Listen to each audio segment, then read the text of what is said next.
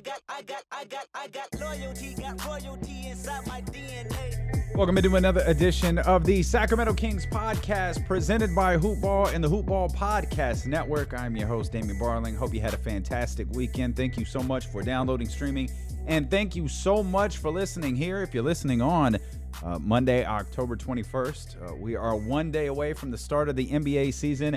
We are 2 days away from the start of the Sacramento Kings season, and we are 4 days away from the beginning of the home portion of the Sacramento Kings season. Obviously, Kings fans, it's a big day for your team here. The Buddy Hield extension deadline is today. What will happen here with Buddy Hield, with Vlade Divac? The Fan Fest was this weekend. Lots of jokes and games and smiles, and everybody was having fun. And a lot of speculation about what is going to happen today. Are they going to meet in the middle? Are they going to give Buddy what they want? Or is they steadfast at 90? What are we looking at here with Buddy Hield and your Sacramento Kings? Well, we'll find out. And depending on what time you're listening to this, we may already know.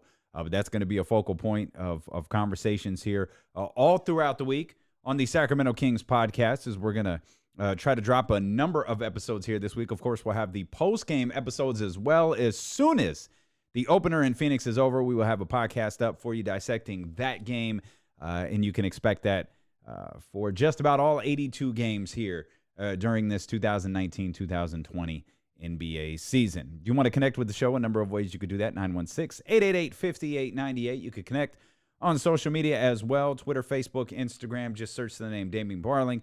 And hopefully you're all subscribers. If you're not yet, become one. Hit the subscribe button. And if you haven't rated and reviewed the show yet, that's one of the best ways to support the podcast. Just hit the 5-star rating. Drop a line or two for a review, particularly theirs on Apple Podcast. It's a huge benefit to us. Of course, over there on the hoop-ball.com website. Actually, your investment into the podcast over on hoop-ball.com, it actually can pay off back for you, particularly if you're a daily fantasy basketball player. So go check that out over on hoop-ball.com. And speaking of, let's bring in the founder of hoopball.com, my buddy Aaron Bruski. And Bruski will leave all the contract talk for another time, and we'll talk about what we've seen on the floor here.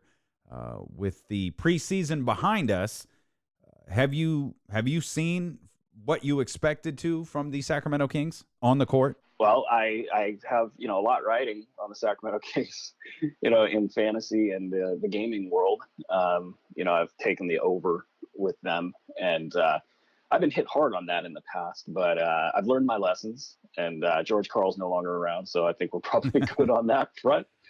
The things I was looking for is just wanted to see the physicality of various players. I want to see, I wanted to make sure Buddy didn't run himself into the ground in the off season, because all that guy does is train. Mm-hmm. Wanted to see, I guess we'll just jump right to the topic du jour of Rashon Holmes.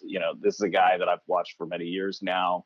He's done well for us in fantasy and gaming and all of that. So we're no stranger to what he can do. But the question at his age, did he peak? Big men sort of peak in their first 3-4 seasons, with the athleticism, physicality. I think some combination of lower minutes and lower mileage for him has saved him. He jumps off the page right now. So I'm looking at each individual player. I just want to see kind of where their physicality is. I just use that word 5 million times in a row. And they all look great. It's really exciting, I think, if you're a Kings fan, to know that these guys, there were no sort of fall offs. Everybody is what you think that they are. And now it's just really, can they mesh all of this talent together and put up a big wins number? That was a little too subtle. Would you like to take a longer Rashon Holmes victory lap? I know you're loving this. He played really, really well against Utah. I mean, I don't think he could have played better. He was 4 of 4 from the field. He was 3 of 3 from the foul line. I think he was plus 15 in the game. He was just phenomenal, and I expected that was a little too subtle, Brewski. If you want to celebrate this one, man. Literally, I'm not kidding. I've been sitting here. I got all this time late at night with the newborn, and these tweets are rolling in, and so I'm just kind of sitting there thinking, like, should I have my victory lap now, or should I wait? and really lay into it about, midway through the season? I think the answer is all the above. Yeah. You could take multiple victory laps. I mean, I'm trying to hold it back because it's, I feel like this is just such a run up to score victory. But I'll say this, like when I was, so there's this, the Rashon Holmes thing has been a thing for 3 years over at the fantasy side of the site, and it's been happening forever. So like, we've always wanted him to get more minutes, and he's deserved more minutes, and he's just been great.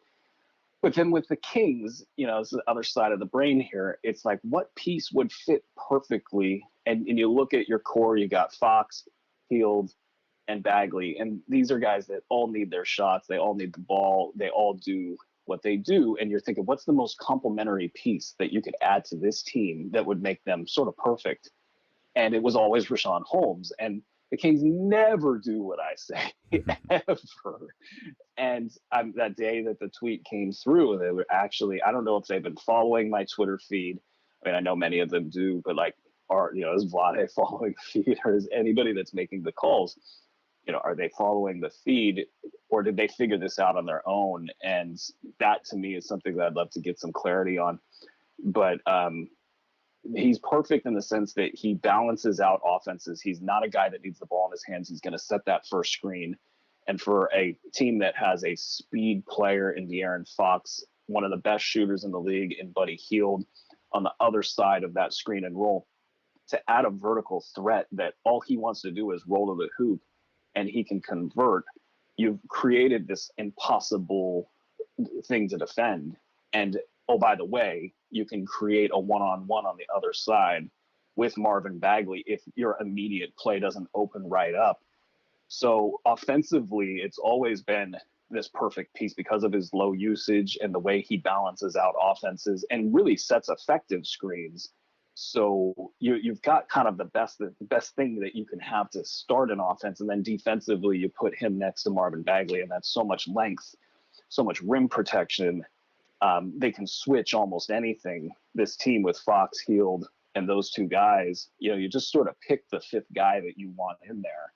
And it's perfect. And I remember tweeting that if you added Rashon Holmes, that I would put them as a top 4 team in the West. Mm-hmm. And they went and they did it. And I'm looking at all this big talk that I've had, and I wanted to see, does it all pan out? And now Rashon Holmes is literally jumping off the screen on film. And I think he's shown enough right away to be a guy that you would start over Dwayne Dedmon. Now, the realities of that, will they do that?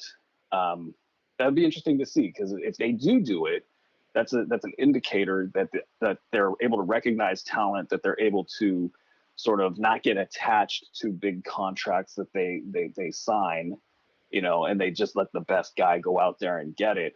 They also have a guy in Harry Giles, who hasn't been playing due to his knee. Mm-hmm. Did he just get leapfrogged as well? But I mean, if you play Rashon, this is the bet that I made everybody online. If you play him more than 24 minutes per game this year, I'll put them in the top 4, in the number 4 slot. And what a story that would be if that actually pans out. You mentioned realities. There was a lot there in what you said, and it lines up really well with a couple of points that I had just jotted down that I want to run by you. You use the term realities. I assume when you say that, you're talking about the financial realities of what's ahead of the Sacramento Kings if Rashon Holmes is better than Dwayne Dedmon. Is that a fair assumption, by the way, that we're talking about financial realities?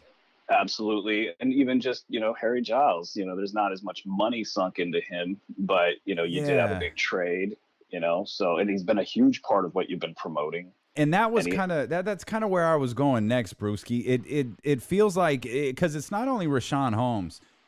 Nemanja Bjelica played really well against Utah. He had a couple of good games against Indiana as well. I think he just kind of had a clunker against Phoenix, but 3/4 of the preseason, I think Nemanja Bjelica has played really well. And then you've already mentioned Dwayne Dedmon, and you've mentioned Rashon Holmes here.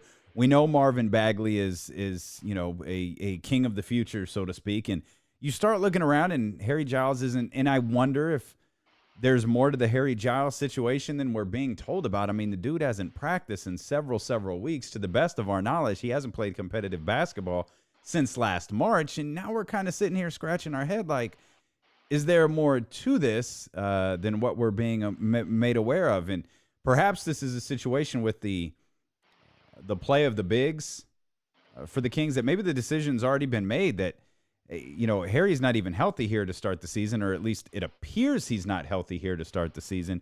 And we've got Rashon Holmes and Nemanja Bjelica playing the way that they are, along with the starters that are already in the lineup. Well, it's either one of two things. One would be the best case scenario is that he's on a pitch count, and they're basically going to wind him up and start him up for the first day of the season. That feels like a problem to me.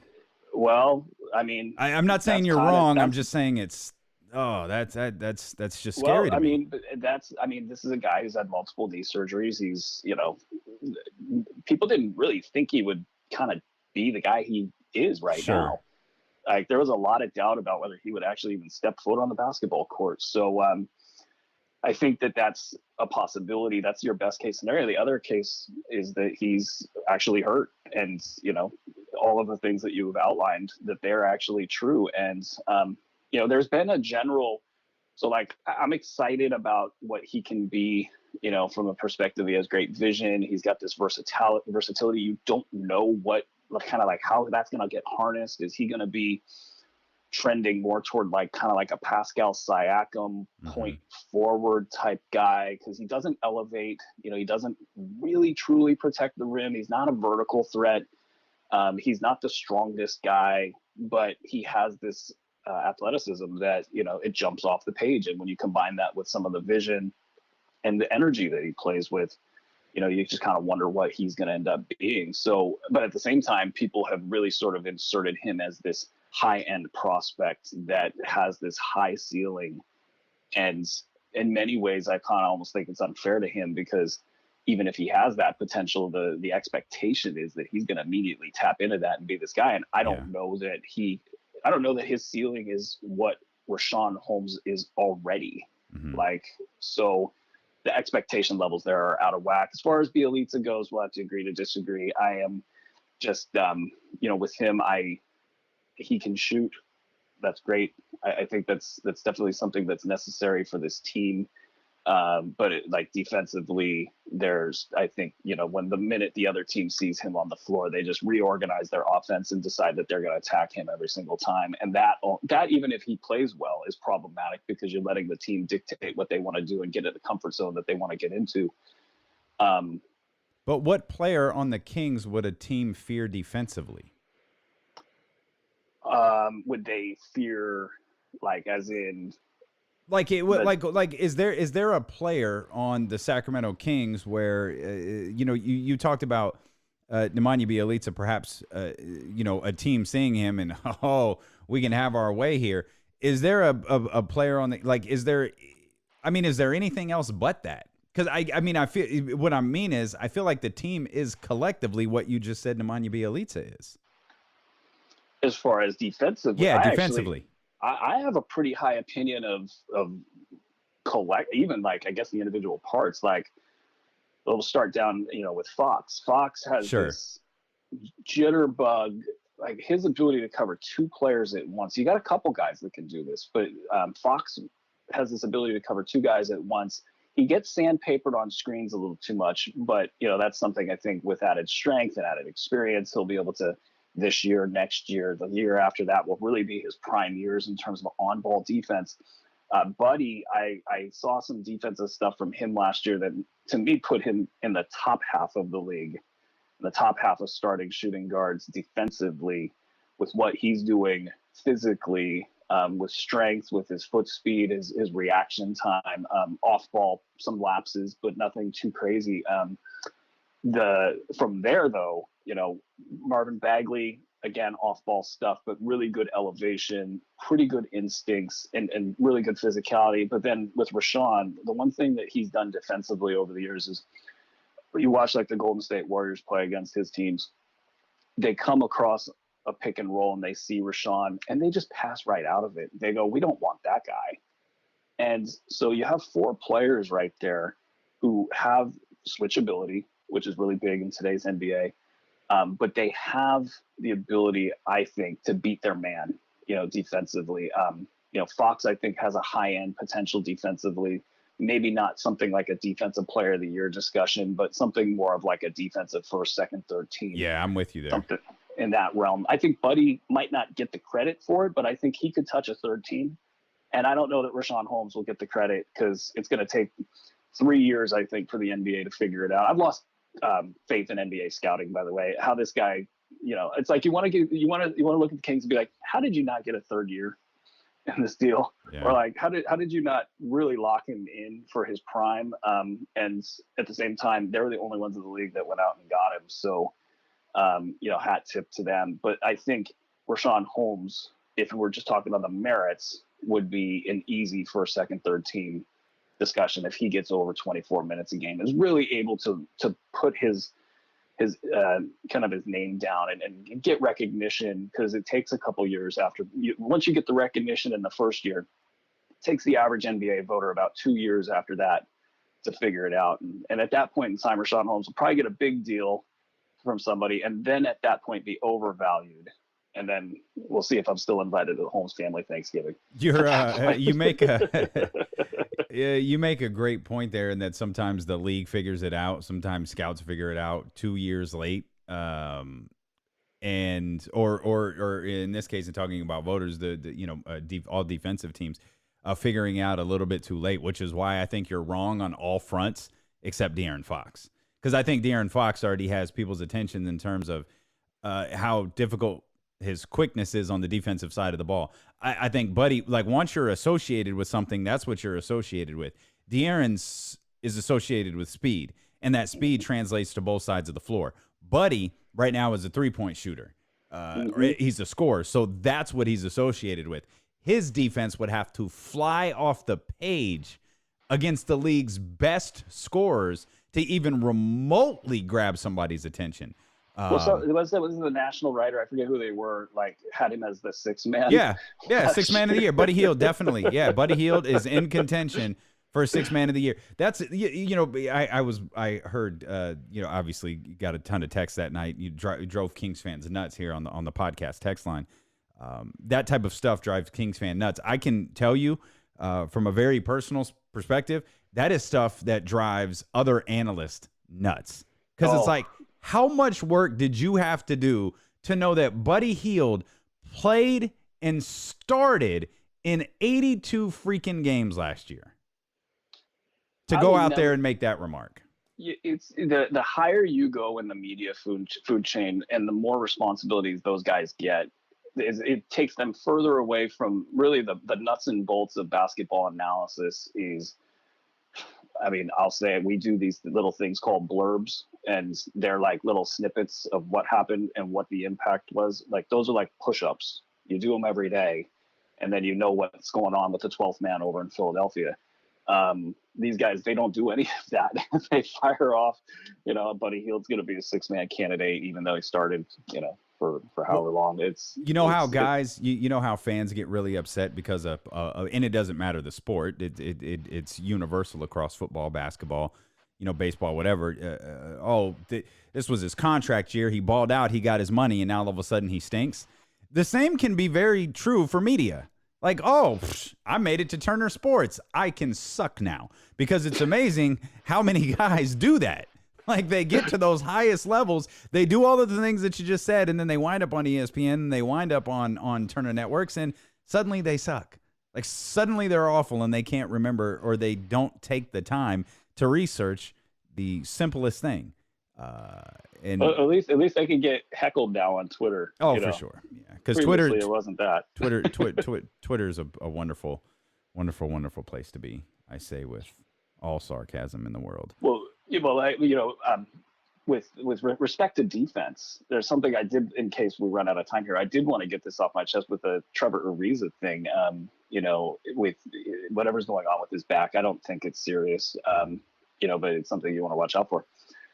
You throw if Trevor Ariza, I'm watching him right now. I want to know, is he willing to take a 20-minute role per game and just ball out during those 20 minutes, to just give everything he has, not shoot? He's got this idea from past stops that he's like kind of a higher end offensive player. And that leads to some bad shot attempts. But if he just really focuses on the defensive side of the ball, as a 9th or 10th man, 8th, 9th, 10th man, with his experience and his skill, he could be the final piece where if he's playing as the 5th defensive player in that arrangement, I think that defensive alignment minus the Clippers, and I might be forgetting one team that's out there, I would put that team, that 5-man roster, up against any defensive unit in the league. Mm-hmm. And that's exciting because with the defense comes the fast break, comes the offense, and the Kings, at that point in time could compete for that 4 slot. This is going to be an interesting case study, Bruski, because you appear to be really high on some of the Sacramento Kings individually as defenders. I'm interested to see how that individuality results in team success on the defensive end, because I think you can make a fair argument. It's you have to. It's one of those situations of take it for what it's worth. Like, it's 4 preseason games that they haven't been stellar defensively, which was it was a point. It was brought up at media day. It was one of the first things brought up at media day. Luke Walton was adamant. We're starting, before we go to India, every practice we're starting with it's defense, and then they run into the Phoenix Suns, who are, they're still the Phoenix Suns. And it was tough to really get a measurement for what that game was. And I looked at the game versus Utah like, okay, this is a good marker for them. You talk about being 4th in the West if all stars align. Well, I think a lot of people have Utah there near the top of the Western Conference. And, they scored 37 points in the first quarter, but they gave up 38. And then things kind of settled down for them. But I still wasn't clear what to take away from it. I wonder if we're in a situation here with the Sacramento Kings where here this first year, maybe everything that you say about these Kings defenders is right, but yet they can't quite figure out how to play together defensively the same way they play together offensively. The thing I'm looking at there is Marvin Bagley. Marvin Bagley on film has not been good defensively this preseason, and he's been a step late. He's not seeing the game, and that's pretty – I don't know. It's his preseason, second season. So there are a lot of players who are in their 7th or 8th season that come into preseason and they just look terrible on defense. And on day 1 of the regular season, they're fine.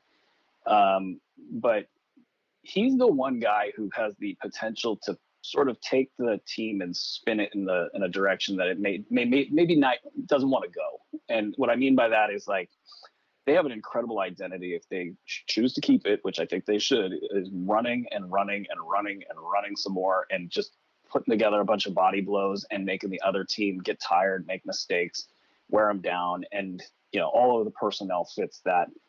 Everybody runs. But Marvin Bagley is a one-on-one player. And if he doesn't feel like he's getting his touches or he's taking shots outside of the flow of what that offense could be, because he's such a spectacular one-on-one player. I mean, this happens with all sorts of teams. It's not really kind of germane to him. It's just something that a lot of teams go through. So if he does that and things slow down and the offense gets bogged down, if there's sort of this imbalance of sorts on offense, does it affect the defense and the connectivity that's required to put all those individual talents to use?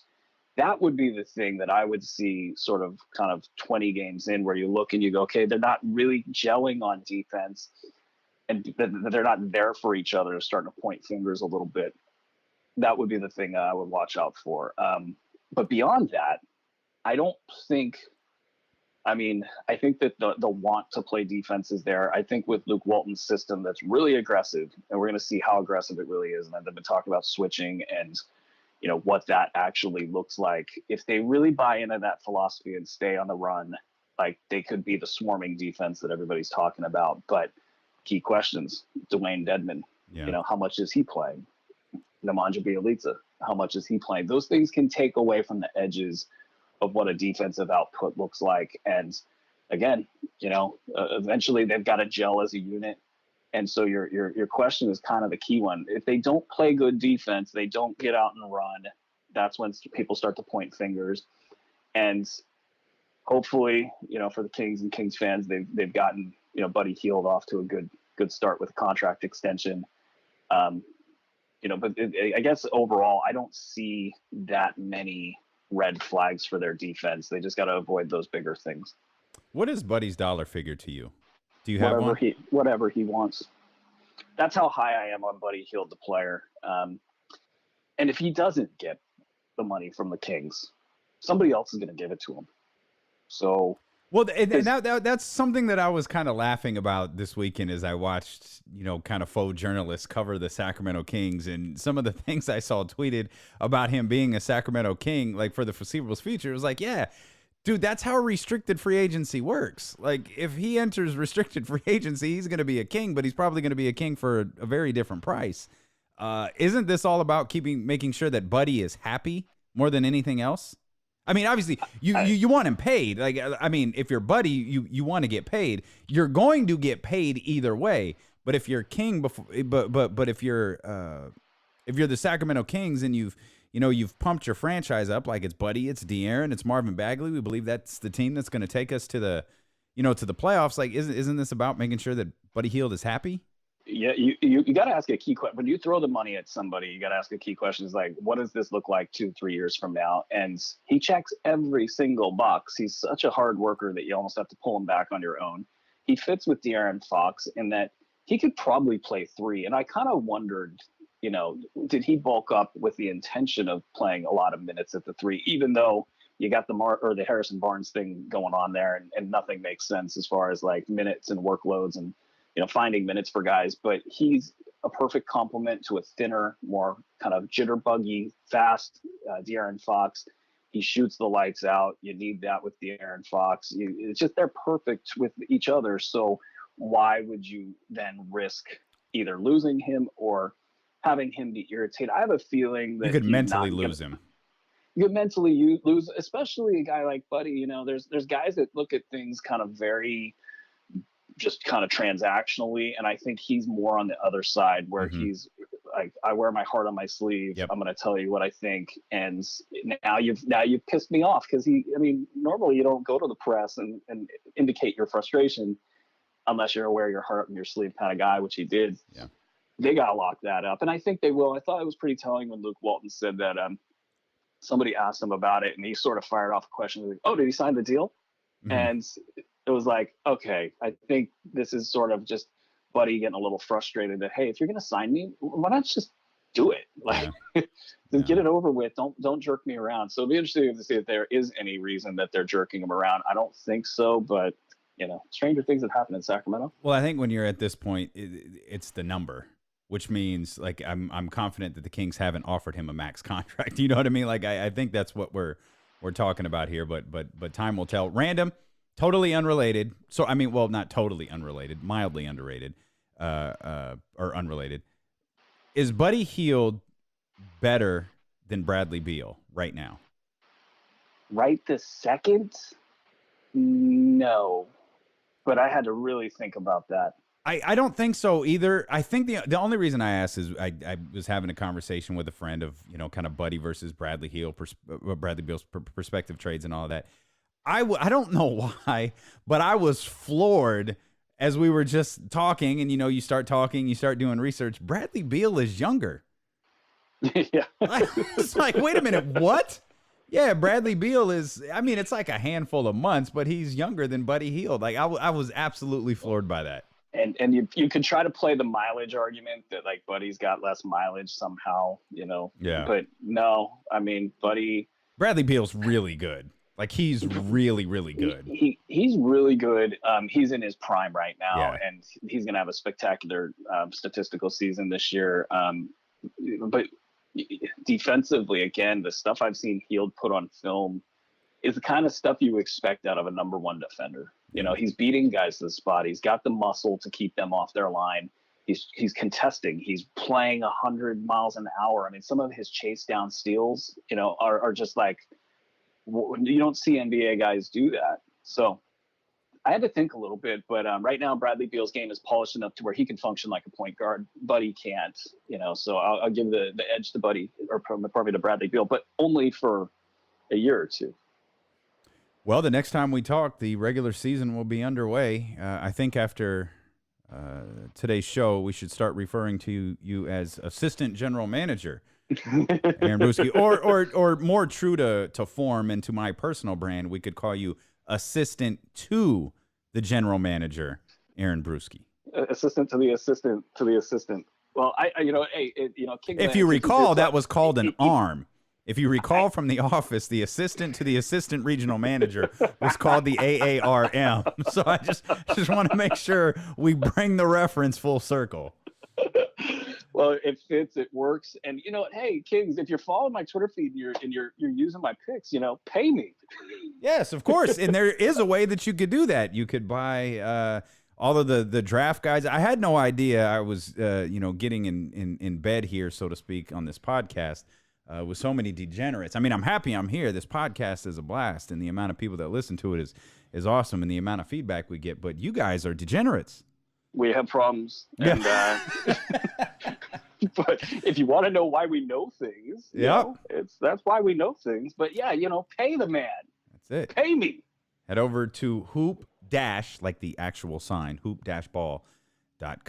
Bruski, always a pleasure, my man. Thank you. Thank you, sir. Man, his campaigning for Rashon Holmes has really paid off here during the preseason. I think we talked about this when the Kings picked him up during free agency.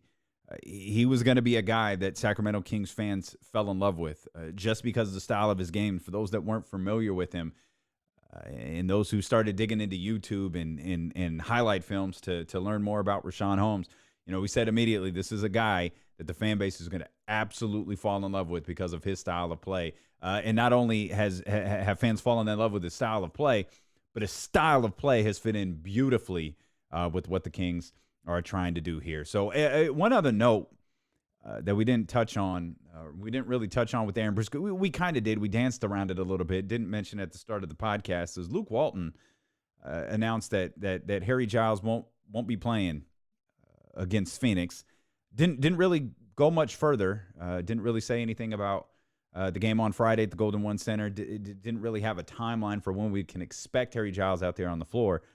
But this was a concern, and we talked about it when Harry Giles didn't make the trip to India. And you can go back if you're new to the podcast and you want to get caught up on some of the off-season happenings here before the regular season gets underway in a couple of days. We've had a number of conversations about Harry Giles and a concern when he didn't go to India over Harry Giles' health, and now looking at the way Rashon Holmes is playing, and I don't know, Bruski is, as you heard there a moment ago, not really a big fan of Nemanja Bjelica, but he has played, particularly on the offensive end, relatively well through the preseason. And obviously you got Dwayne Dedmon there, and then in the franchise, Marvin Bagley.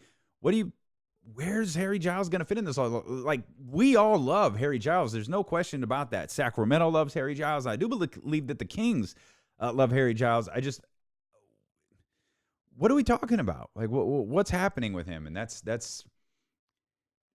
it's magnified because of his injury history. I understand that. And maybe it's making a mountain out of a molehill.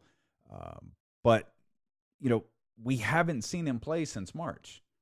And that's concerning. And I guess, did he have full contact practices those first 2 days? Because the reports were always he practiced, when training camp opened up. I think there was a total, even though it was only like 2.5 days, I think it was a total of 3 or 4 practice, given that I know that first Saturday of training camp, they ran 2. I don't know if they did on Sunday, but I know they practiced Sunday, and then they practiced again on Monday before leaving for India. Did Harry practice in all of those? Did he not practice in the Monday one? Was it full contact practice? Is this an issue that's going all the way back to when he sat in March? I have so many questions as they pertain to Harry Giles, and his current status with the Sacramento Kings is important. But really, what's his health status? That's what I'm concerned most about. And will he even have an opportunity to play himself into the lineup once he returns? And when is he going to return?